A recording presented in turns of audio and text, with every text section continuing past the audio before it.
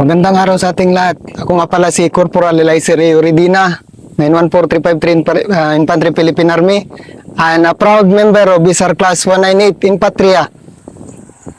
So, ngayong umaga sir, nandito tayo ngayon sa napaka-memorabling lugar kung saan nangyari yung SAP 44 na area na encounter. And then, way back 2019, nung bagong dating pa kami dito sa area na ito, dito din yung first encounter namin. So, ilan yung nag-buwis ng buhay dito nung encounter na yun?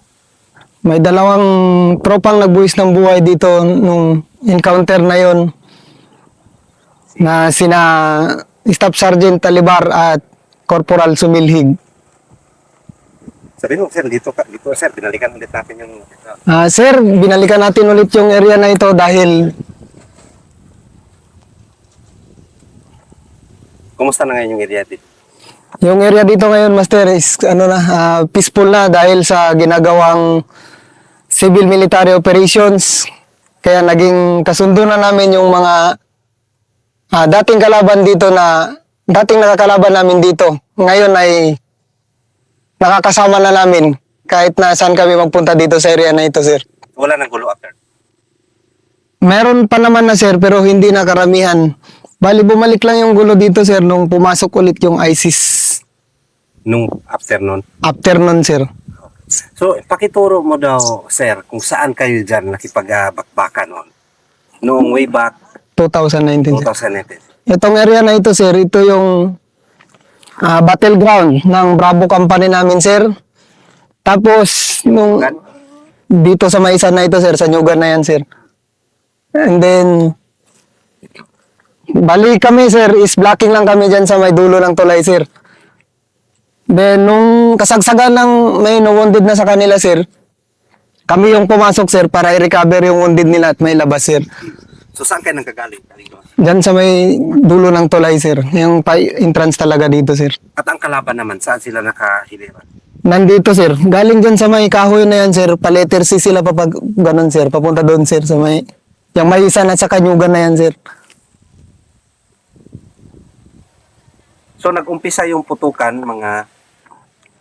Nag-umpisa yung putukan, sir, is mga 5:30 AM, sir. Bali, yung unang putok nila, sir, is pitik-pitik lang na naririnig namin dyan sa position namin. And then, nung habang pumapatak yung oras, sir, dumadami yung putok hanggang sa lumalapit na sila, sir. At balis, nahihirapan na silang, lumalakas yung ano nila, sir, yung resistance ng kalaban, sir. Kaya, medyo hirap yung tropa na makipagbakbakan sa kanila, sir, kasi isang platon lang yung nakapasok dito, sir, kasi hati-hati yung SAP, yung Alpha Company, Scout Platon, tapos Bravo Company, sir. More or less 60, sir. Hindi lang siya 60, sir, kasi bawat oras nadadagdagan siya, sir, kasi dumidikit yung galing doon sa area na yun, sir. Yan, sir. Maraming nakaitim dyan, sir, na lumalapit dito papunta, sir. So, mga bandang anong oras kayo na dinikita nung nag-declare na may wounded at nag-reinforce na kayo? Mga 10:30, sir. Bali 10 pa lang, sir. Tumatawag, naririnig namin sa radyo namin dito sa, sir, sa blocking, sir, na woundedan yung Bravo, sir. Diyan, sir. Dyan. Yes, sir. Sa akin naman dito. Dito na kami dumaan, sir. Inilapit namin yung sir. Yung WAB, sir. Dati nyo daw, anong ginawa? Bali, pagbaba namin doon, sir, is nag-security lang kasi kami, sir, kasi may tropa naman na dyan, sir, habang inaantay na may labas nila yung wounded nila, sir. Nung inilabas nila, sir, naiwan na kami doon, sir.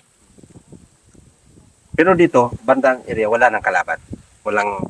Pinuputukan din kami dyan, sir, ng kalaban. Dito nang gagaling yung putok ng kalaban, sir. Dito. Yes, sir. So, tumatawid sila dito. Hindi, sir.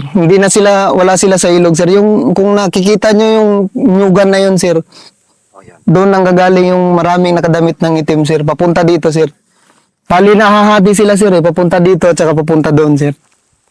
So parang busy, lahat meron kayong ini-engage. Yes sir. So parang nung may naundid na doon at kailangan ng suporta, kaya nagdesisyon na. Lumapit kami dito sa kanila sir. So pagdating nyo dyan, nakuha nyo na yung SECO. Sinong unang na-declare noon na? Si Lita Libar at saka si sir, Lit Sumilig sir.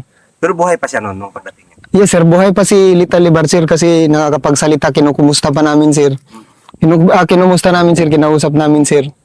Hanggang sa sinakay siya sa wab sir at dinala papuntang ospital sir. So kayo nang naiwan. Anong kuan doon? Pag pinasakay na siya sa unexpected na siya. Sinakay siya sa wab sir, iniskortan siya ng tropa sir na may labas silang dalawa sir. Kayo naman. Balik kami sir, nung time na nung ini-evacuate na yung casualty namin sir. Naka-security kami dyan sir. Bali tumigil na din na yung putok nun sir. Yes sir. Kasi ang mga kalaban, dyan lang talaga sila. Marami sila sir. Almost more or less 60 sir na lumalapit sa amin sir maliban yung galing dito sa area na ito sir. Anong pakiramdam mo nung na ganun yung kuan? Ang pakiramdam ko nun sir, kasi hindi din naman na first time na encounter ko yun sir. Okay siya sir, okay naman na siya sir, pero nakakakaba pa rin sir kasi may naisip tayo ng pamilya natin sir. Nung tumigil na ang putukan, medyo kalmado. Kinilin ko. Yes sir, cleaner namin hanggang dyan lang din sa encounter site na yan sir, hindi na kami lumabas sa IOR sir.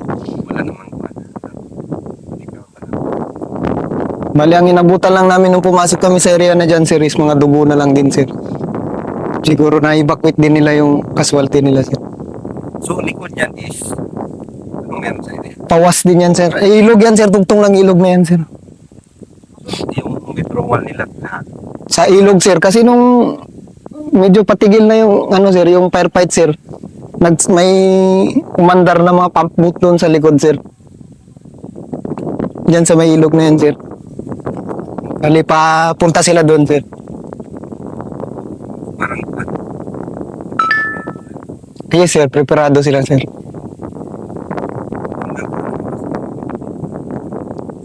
Hapon na yun sir, nag-withdraw kami dito sir is mga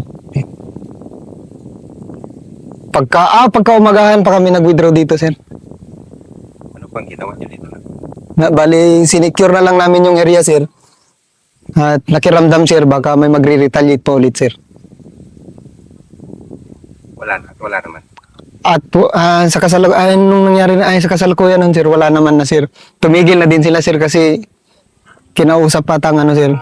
Kinausap ang taas ng yung pinakamataas ng sir, ng imay sir. Kasi ang nabangga nyo noon dito is BIF. BIFF sir. So, ngayon, kumusta naman yung Sa ano ang kaibahan? Ito yung dating battleground nyo. Binalikan ulit natin. Ano na ang sitwasyon? Sa ngayon sir, ang area na ito sir is masasabi ko sir na peaceful na nang dahil lang din sa pagtutulungan ng kasundaluhan at saka ng tropa ng IMAELF sir. Sa mga nag-wish ng buhay na kasama. Sa pamilya ni Sir Alibar at ni Corporal Sumilhig. Nandito kami ngayon, pinapakita kung saan nangyari yung encounter site, kung paano namin naging peaceful yung area na ito dahil sa kanilang pagbuwis ng buhay. Sila yung kahit na saan man ako makarating, makapag-retire man ako, hindi ko sila makakalimutan. Dahil sila yung mga taong nagbuwis ng buhay para sa kapayapaan ng area na ito, sir.